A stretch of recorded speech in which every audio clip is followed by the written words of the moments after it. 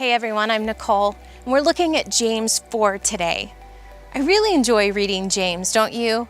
I love how real he is. He doesn't candy coat things, he cuts right to it. He's real and he's raw, and I love how direct he is. Until he steps on my toes, and then I'm really annoyed with how blunt he is. Especially like in verse 13. Let's look at that. Come now, you who say today or tomorrow we will go into such and such a town and spend a year there and trade and make a profit. Yet you do not know what tomorrow will bring? What is your life? For you are a mist that appears for a little time and then vanishes. Instead, you ought to say, if the Lord wills, we will live and do this or that. Reading through this, it might make you laugh a little. You know, I had plans. That didn't happen. Or maybe it makes you sigh or grunt. Through all of this craziness, it just feels like we're all sitting on the edges of our seats, waiting to be told what we can do or what we can't do. It doesn't feel good. It doesn't feel right. And there's so many reasons we could be frustrated and angry, but I really think a lot of us just don't want to admit we also feel this loss of a sense of control. We can't do the things we planned on doing. We can't go visit family and friends. We can't just go out to eat and sit down and enjoy. However, James is pointing out something here.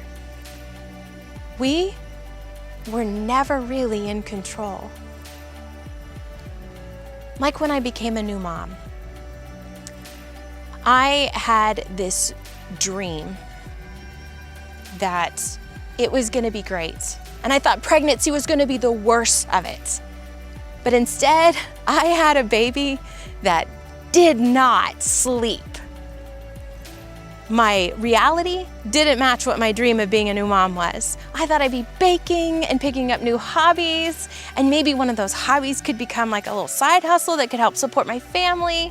And instead, I found myself sitting and staring at a wall while holding my sweet baby boy and trying to not move a muscle, because if I did, he would start screaming and he would not stop.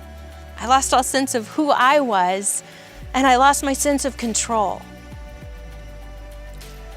Right now, I think everyone is kind of looking to see who knows what's right, who is in control. Somebody's got to be in control, right?